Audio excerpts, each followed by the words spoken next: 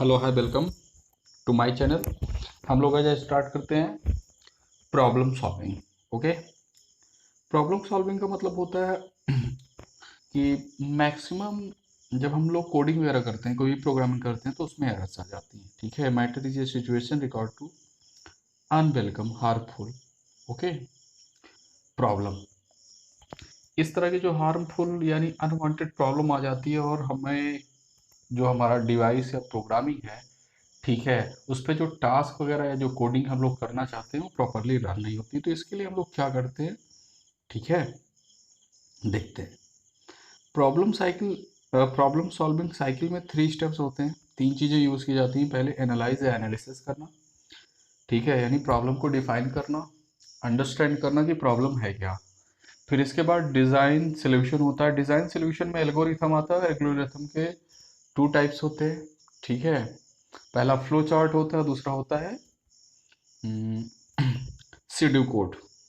तो ये 2 तरीके हैं। इन तरीकों से हम लोग सोल्यूशन बनाते हैं और उसके बाद क्या होता है, उसको इम्प्लीमेंट करते हैं। क्या करते हैं, इम्प्लीमेंट करते हैं।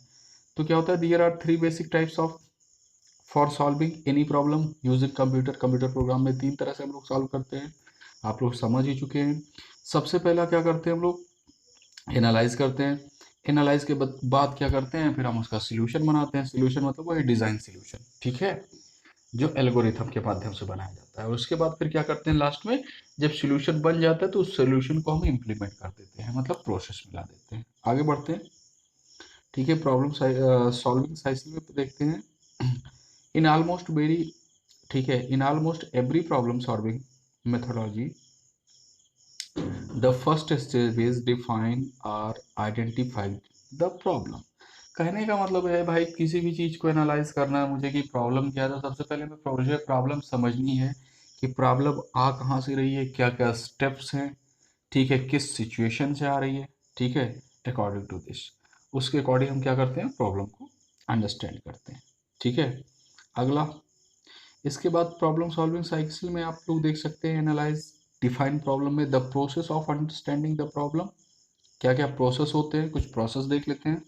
पहला, data requirement for the given problem, मतलब क्या क्या डेटा रिक्वायर्ड चाहिए जो प्रॉब्लम आ रही है उस प्रॉब्लम के अकॉर्डिंग। दूसरा होता है type of input variable required, ठीक है, कौन कौन सा एक्स्ट्रा या इनपुट वेरिएबल चाहिए, ठीक है, जिससे प्रॉब्लम सॉल्व हो सके। और थर्ड होता है कि किस वेरिएबल के अकॉर्डिंग आ रही है प्रॉब्लम।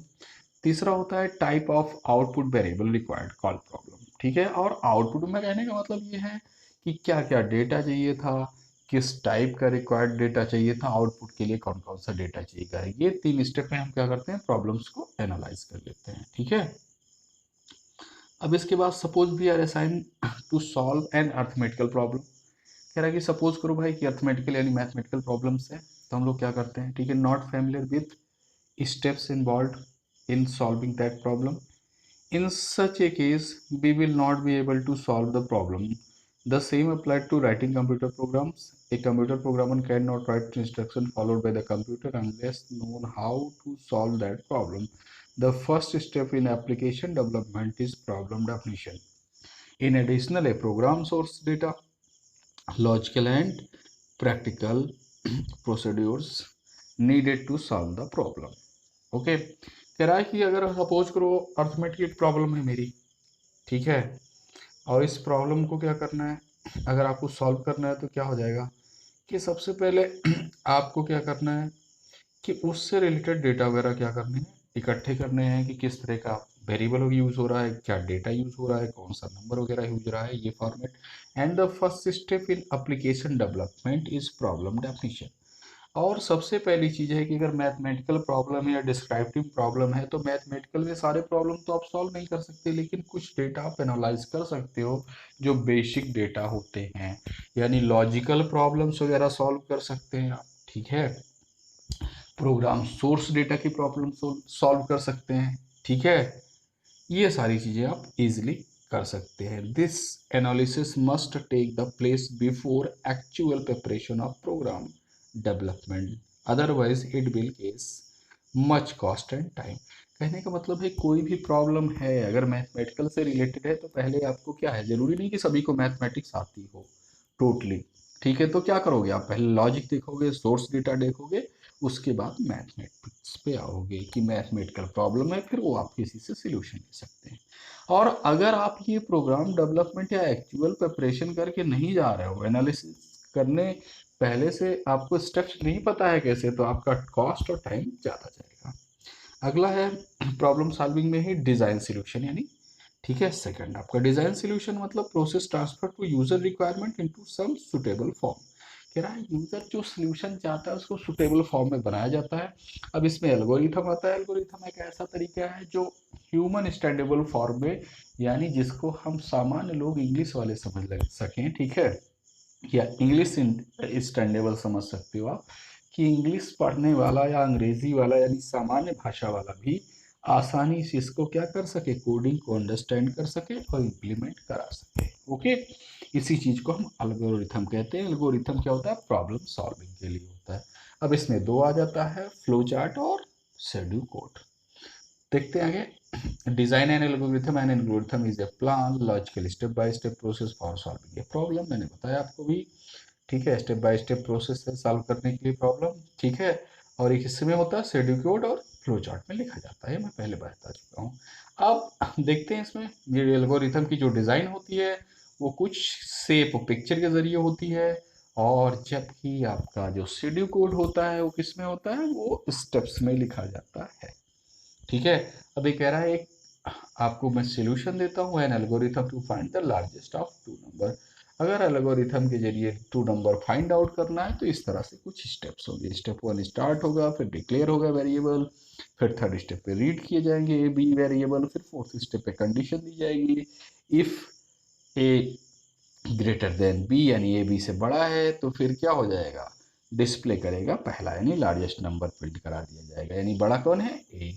और एल्स होगा तो किसको प्रिंट कराया जाएगा, बी से, यानी कंडीशन फॉल्स होगी। इसमें दो कंडीशन आती है, एक ट्रू और दूसरी फॉल्स आती है। ओके, आगे देखते हैं फ्लो चार्ट। फ्लो चार्ट क्या होता है, ग्राफिकल रिप्रेजेंटेशन होता है सम स्टेप शिफ्ट्स का। स्टेप इन सिक्वेंटियल ऑर्डर, एक सीरियल ऑर्डर में होते हैं। टिपिकली फ्लो चार्ट शो किया जाता है। फ्लो चार्ट में कुछ स्पेशल सिंबल यूज किए जाते हैं, ठीक है। अब देखते हैं, सबसे पहला आपका टर्मिनेटर होता है, represented starting and ending point of the system. Terminator हमेशा, ये जो ब्रिज शेप होता है ये क्या होता है, हमेशा स्टार्टिंग और एंडिंग के लिए होता है। किसी प्रोसेस को दिखाने के लिए बॉक्स यूज किया जाता है, ठीक है। अब इसके बाद डॉक्यूमेंट के लिए आपको ये रिप्रेजेंट किया जाता है डॉक्यूमेंट फॉर्मेट यानी रिपोर्ट में। डिसीजन मेकिंग में क्या होता है, डायमंड शेप का यूज किया जाता है। डिसीजन मेकिंग का मतलब हो गया ऐसी सिचुएशन जिसमें दो कंडीशन चुननी हो, जैसे इफ में एक ट्रू होगी और दूसरी फॉल्स होगी। हमेशा ध्यान देना, डिसीजन मेकिंग में हमेशा दो स्टेप्स और लगते हैं, यानी लेफ्ट एंड राइट होता है। और दूसरी चीज, फ्लो चार्ट कभी भी जब बनाया जाता है तो अप से डाउन बनता है या राइट से लेफ्ट बनता है। ओके, आगे देखते हैं। Data represented information entering the living the system, ये डेटा का फ्लो हो गया। और उसके बाद लास्ट में फ्लो की किधर किस डायरेक्शन में प्रोसेस हो रहा है, इसको हम फ्लो में चेक करते हैं। अब एक रिप्रेजेंटेशन देख लेते हैं हम। स्टार्ट किया, ए को रीड किया, फिर बी को रीड किया, इसी नंबर की बात कर रहा हूँ। स्टार्ट हुआ, ए का ए अल्फ़ाबेट रीड किया, बी अल्फ़ाबेट रीड किया, उसके बाद क्या हुआ, सम कर दिया ए प्लस बी, ठीक है, ए प्लस बी यानी जोड़ने का है। और फिर आउटपुट में प्रिंट करा दिएगा, ये आउटपुट में प्रिंट करा दिया गया। आगे देख लेता हूँ। अब इसी फ्लो चार्ट में क्या होता है, इसमें डिसीजन मेकिंग आ गया। डिसीजन मेकिंग आ गया तो क्या हुआ, एक्सेप्ट किया ए बी को। अब ए बी को लेने के बाद क्या हुआ, if A greater than B, अगर ए बी से बड़ा है तो क्या हो जाएगा, ट्रू कंडीशन में डिस्प्ले डिस्प्ले हो जाएगा। और अगर छोटा है तो वैल्यू फॉल्स होगी और क्या डिस्प्ले हो जाएगा, बी डिस्प्ले हो जाएगा, ठीक है। और लास्ट में दोनों कंडीशन पे क्या होगी, वैल्यू स्टॉप हो जाएगी। ओके, अब आ जाते हैं सीडू कोड पे। Pseudo code is not a programming language, ये सिंपल क्या है, डिस्क्रिप्टिव इंस्ट्रक्शंस है जो आसानी से ये स्पेसिफिक सिंटेक्स के जरिए लिखा जा सकता है, ठीक है। इसके कुछ स्टेप्स होते हैं जो बताए गए हैं कि आपको इनपुट और रीड कराना है, फिर आउटपुट राइट कराना है, फिर वाइल या फार यानी लूप या रिपीट करना है, फिर इफ देन या इल्स यूज कर सकते हैं, ठीक है। उसके बाद आउटपुट दे सकते हैं। सिंपल सा लिखा गया है स्टेप में कि पहला राइट द टू नंबर्स का प्रोग्राम है, रीड क्या करना है, वन एंड टू नंबर करना है, नंबर वन नंबर टू। अब इसके बाद क्या करना है, if N one greater than N two, तो मैक्स n1 हो जाएगा, अदरवाइज n2 हो जाएगा। Different between algorithm and pseudo code. Algorithm is well defined sequence होता है, जबकि वो वेल डिफाइंड नहीं होता। ठीक है, ये नेचुरल लैंग्वेज में लिखा जाता है, जबकि स्यूडो कोड फॉर्मल में लिखा जाता है। ठीक है, इसका क्या होता है, प्रोग्रामिंग लैंग्वेज का specific language syntax and there could be understand by programmer। Pseudo code does not use, कहने का मतलब है ये कोई स्पेसिफिक लैंग्वेज वगैरह नहीं यूज करता सीडी कोड। ठीक है, और ना तो कोई वो यूज करता है। ठीक है, मतलब कोई भी प्रोफेशनल लैंग्वेज या सिंटैक्स नहीं यूज करता। ठीक है, अब इसके बाद थर्ड देख लेते हैं, इम्प्लीमेंटेशन। इम्प्लीमेंटेशन मीन्स होता है refer to the process adopting the interactive software application into the real environment. कहने का मतलब होता है कि जो प्रोसेस अभी आपने बनाया है, इसको जब रियल एनवायरनमेंट में हम लोग प्रोसेस कर देते हैं, तो इसी को हम क्या इस नाम से जानते हैं, सीडी कोड के नाम से जानते हैं। ओके, सपोज करते हैं हम लोग, अभी जैसे हम लोगों ने देखा, ठीक है, इसमें कि दो नंबर थे, दोनों में ए और ग्रेटर देन बी वगैरह बनाना था, तो ये आप इंडेंट देके आसानी से बना सकते हैं। ठीक है, ये ज़्यादातर क्या होता है, फॉर्मल होता है कि हम लोग पहले ही सॉल्यूशन ढूंढ लेते हैं जिससे एरर आए ही ना। ठीक है, ये एरर फ्री प्रोग्रामिंग के लिए होता है, अदरवाइज हम क्या कर सकते हैं, ठीक है, अगर हमें दो नंबर का प्रोग्राम बनाना हो तो हम इसमें बहुत आसानी के साथ बना सकते हैं।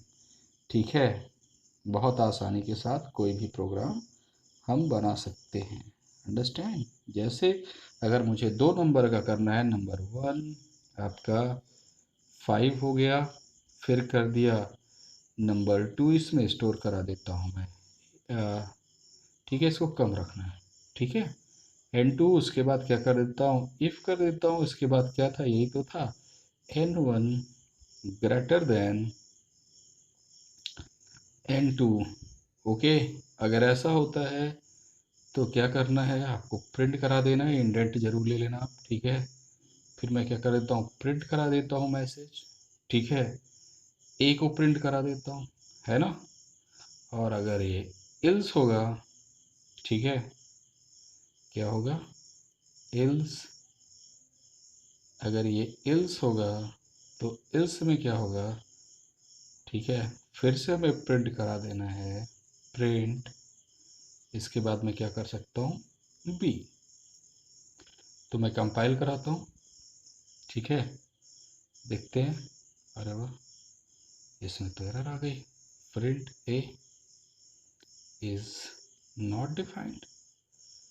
हाँ भाई, प्रिंट ए कहाँ हमने किया है, हमने तो n1 n2 कर रखा है ना। ठीक है, जल्दी में यही होता है। बस जस्ट मिनट, n1 किया, इसको भी बदल देता हूँ, नहीं इसमें भी एरर आ जाएगी, है ना। हालांकि इसमें एरर नहीं आएगी क्योंकि पहली कंडीशन ट्रू हो गई, तो फिर लूप क्या होता है, एग्जिट कर जाता है। ठीक है, मतलब वहीं से टर्मिनेट कर जाएगी कंडीशन, लूप नहीं। ठीक है, 5 आ गया। ओके, अब मैं क्या करता हूँ, इसकी वैल्यू घटा के मैं देख लेता हूँ, दूसरे वाले कर देता हूँ। ठीक है, 3 है, इसको ज़रा मैं 9 कर देता हूँ, देखते हैं हम लोग की बार क्या मिलता है मुझे। 9 मिल गया। तो इस तरह से आप लोग कर लेना है। Thank you for watching.